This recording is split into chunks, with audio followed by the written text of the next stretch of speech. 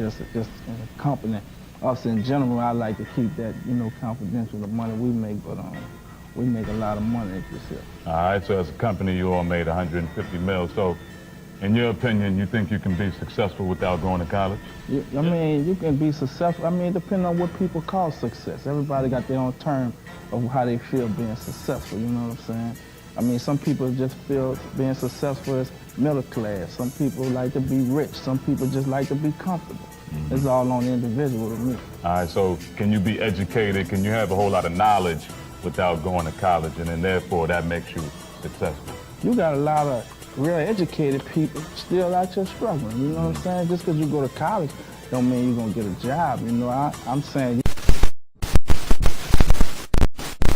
And I'm going to tell y'all, definitely I got to take my hat off to Cash Money for, definitely for representing, you know what I'm saying? For real, for real, for real, for real. Cali, yo, Magnolia, on the top.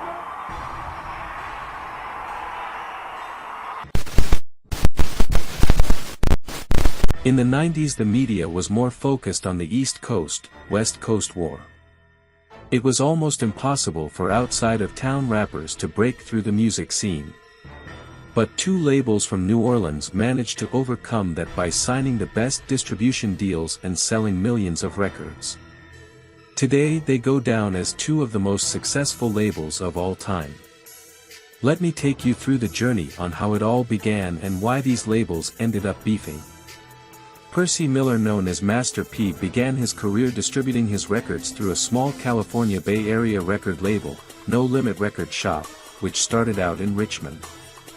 After signing Oakland rapper Dangerous Dame, who released the EP Escape from the Mental Ward through No Limit, he began working with New Orleans-based talent, starting with Cain and Abel, then known as Double Vision, and Mystical. In 1995, Master P officially relocated No Limit to New Orleans, while keeping his brothers and several California rappers like TRU member Big Ed, King George and Cali G on board. He then added local talent to his roster such as Mystical, Mia X, Cain and Abel, Fiend, and Mr. Servan. No Limit then signed a distribution deal with Priority Records, while Master P maintained ownership of his master's recordings and recording studio. He became the label's main artist, releasing Ice Cream Man in 1996 and Ghetto D a year later. By 1997, No Limit had gained momentum with best-selling, if not critically acclaimed, releases from TRU, True to the Game, Mia X's Unladylike, which went gold despite producing no hit singles, and Mystical's platinum-selling Unpredictable. The label also acquired their first marquee name in Snoop Dogg, on the heels of his acrimonious split from Death Row Records. His debut album for No Limit, The Game Is to Be Sold, Not to Be Told, was the most successful release in the label's history at the time, selling over 500,000 copies in its first week and certified double platinum in less than 3 months. As No Limit's popularity in mainstream coverage increased, so did its roster. The label signed producers DJ Darrell, Randy Jefferson, K-Lu and Dez, as well as Master P's main production team, Beats by the Pound, KLC, MOB, Dick, Craig B, Odell, and Carlos Stevens, in addition to solo artists Mac, Mercedes, Soulja Slim, Full Blooded, Fiend, Magic, Skullduggery, plus groups such as R&B quartet Sons of Funk, Short Circuit, Oakland-based pair Steady Moban, Ghetto Commission, Prime Suspects, and Gambino Family. Together they put out 23 albums in 1998, 10 of which went platinum and 11 gold, in some instances their only releases on the label. Master P's own LP that year, MP de Last Dawn, reached number 1 on the Billboard 200 after moving 495,000 copies in its first week, and sold 4.5 million units overall, making it the best-selling album of his career. No Limit started 1999 with Silk the Shocker's January 1999 release, Made Man, which debuted and peaked at number 1 on the US Billboard 200. The album was certified platinum by the RIAA. While No Limit Records was on top of billboards, Cash Money Records, founded by Ronald Williams known as Slim and Brian Williams known as Birdman, was just warming up for its turn. Starting in 1996, Cash Money signed a slew of new artists such as Lil Wayne, BG, Juvenile, who already had a buzz in the streets in the mid-1990s, was also signed. At this time, Turk and another local rapper by the name of Bulletproof, aka Lil Derek, joined the roster. In May 1997, Birdman organized a rap group that included Juvenile, BG, Turk and Bulletproof. After the passing of his father, Lil Wayne joined the group and they became known as the Hot Boys. Shortly before the Hot Boys took off, Bulletproof left the group and was later killed in 2002. Cash Money's big break came in 1998 when the Hot Boys, BG and Juvenile in particular, caught the attention of Universal Records executives. Cash Money signed a 3-year $30 million distribution deal with Universal Records in March 1998. Under the terms of the deal, the Williams were given a $2 million advance each year and a credit of $1.5 million for each of the up to 6 artists that they had at the time. After recouping, Universal Records would retain 15% of profits from album sales, while Cash Money retained 85% as well as 50% of their publishing royalties and ownership of all master recordings. Dino Del Valle, who orchestrated the deal, later told Hit Quarters, "I made certain they retained the rights of their work. They deserve it." Cash Money's first success under Universal was Juvenile's November 1998 release, 400 Degrees. The album peaked at number 9 on the Billboard Top 200 and would ultimately go on to sell over 5 million copies worldwide. The success of 400 Degrees solidified Cash Money as a powerhouse label in the national hip-hop scene. The album featured guest appearances from Cash Money artists Turk, Lil Wayne, BG, Baby, Mannie Fresh, Hot Boys and Big Timers, as well as a guest appearance from Jay-Z, the first time an East Coast rapper collaborated with Cash Money, and the appearance helped Cash Money gain exposure in the East Coast. After the deal, Cash Money achieved a new level of success. Later albums in 1999 such as the Hot Boys' Guerrilla Warfare, BG's Chopper City in the Ghetto, and Lil Wayne's The Block is Hot also saw great chart success, were all certified platinum by the RIAA, and furthered the label's reputation. These albums contained major Billboard hits such as Juvenile's Back That Is Up, number 19 on the Billboard Hot 100, BG's Bling Bling, number 36, and the Hot Boys' I Need a Hot Girl, number 65. All of Cash Money's albums and singles in this period were solely produced by the label's in-house producer, Mannie Fresh. 1999, while Cash Money was taking over New Orleans, No Limit saw the departure of many of its producers and artists. In 1999, Beats by the Pound members Odell, Craig B, M.O.B., Dick, and KLC left No Limit due to a dispute with Master P. Mr. Servan and Fiend left No Limit around 1999 to go independent, and Mia X left No Limit and went on a musical hiatus to take care of her family. Cain and Abel were dropped from No Limit in 1999 due to their investigation involving drug activity. Sons of Funk, Steady Mob N, Prime Suspects, and Gambino Family all parted ways with the label in 1999 after they each released only one album with the label. In 2000, 504 Boys' album Goodfellas made it big on the Billboard, peaking at number 2 on the Billboard 200, making No Limit a small factor in the 2000s, but in 2000 only Master P, Snoop Dogg, C-Murder, Silk, Magic, and Mac remained from their most celebrated artists. By 2000, Ghetto Commission, Mystical and Big Ed had left the label. The following year, the label lost Mac to prison after he was convicted of manslaughter in connection to a nightclub shooting. He was ultimately sentenced to 30 years in prison on September 21, 2001. Snoop Dogg had left No Limit after his 3-year contract with No Limit expired, and C-Murder distanced himself from No Limit to focus on his own label, TRU Records.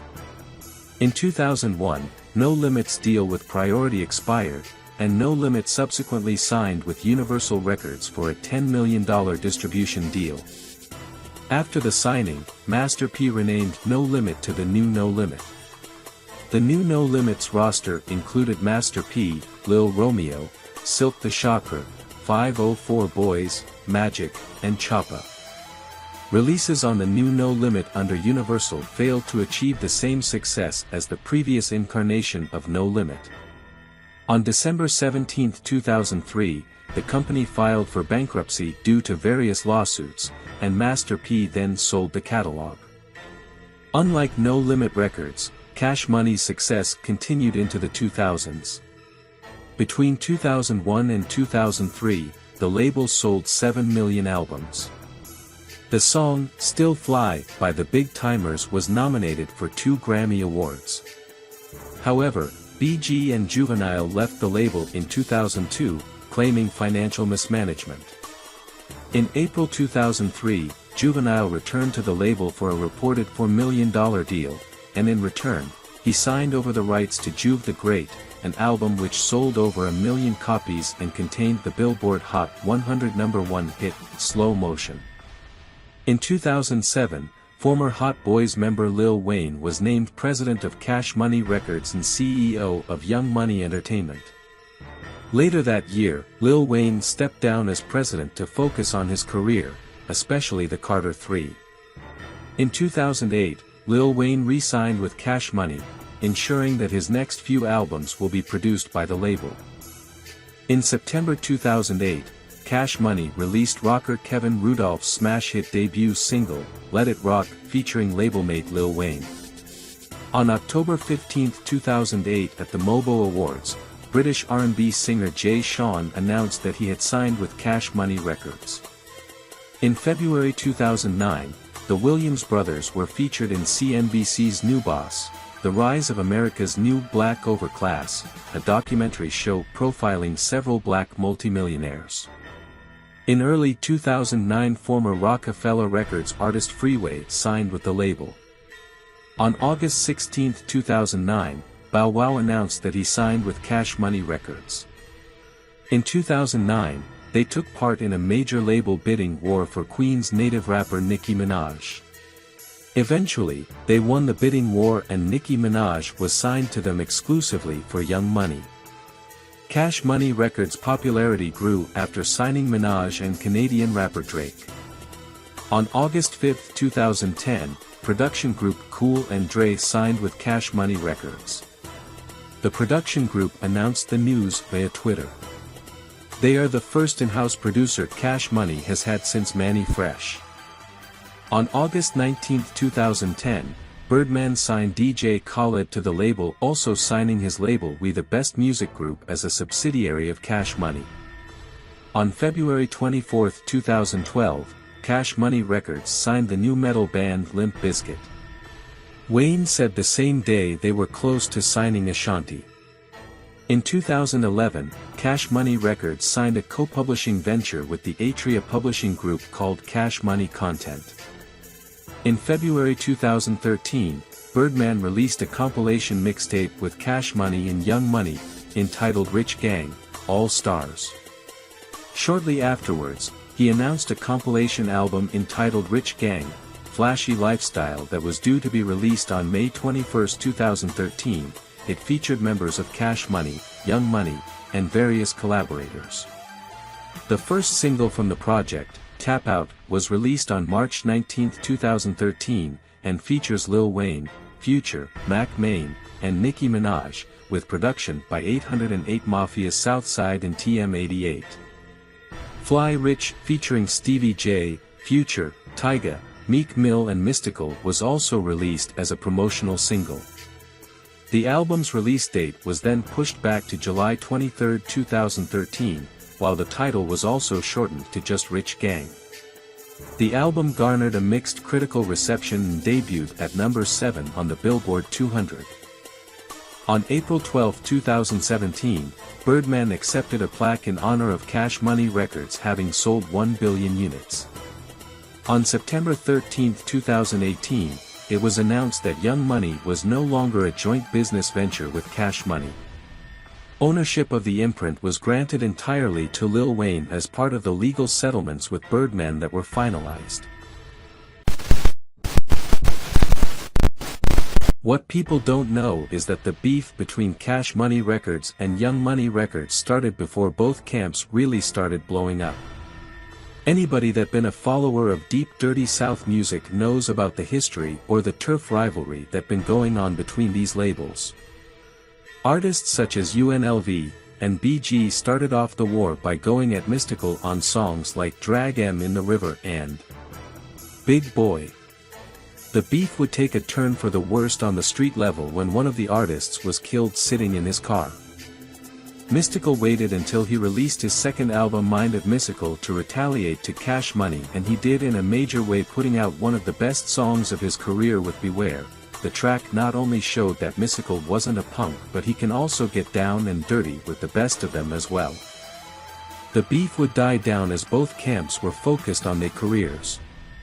The rivalry started heating up once again, starting with Juvenile's album, as they would take subliminal shots at No Limit on Rich Niggas, UPT, and Welcome to the Nolia. No Limit artist retaliated with the songs Beef and the Empire, where he speaks on the industry and other labels hating on No Limit for their success. The beef took a very controversial turn when this group called the Wild Boys released a diss song and video on the whole Cash Money camp. It's been said that these guys were affiliated with No Limit, and the song ended making some local noise. The beef would take a more violent turn as there have been rumors of physical altercations between both camps. There have been instances where the beef went violent as C Murder stuck a gun in Juvenile's mouth and had Cash Money artists tuck in their chains. Both Mystikal and BG would end up having personal issues with Master P and Birdman respectively. Mystikal got caught slipping and started sleeping with C Murder's girlfriend. Master P heard about it and sent his goon squad to stomp Mystikal out, thus leading to his exit. B.G and Juvenile on the other hand left Cash Money, claiming that Birdman stole royalty checks and tour money. As for who won the overall rivalry, many would say Cash Money since they're still around, but nevertheless this rivalry would go down in hip-hop history as one of the most violent in hip-hop. Thank you for watching. Please like the video and subscribe to the channel for more upcoming videos.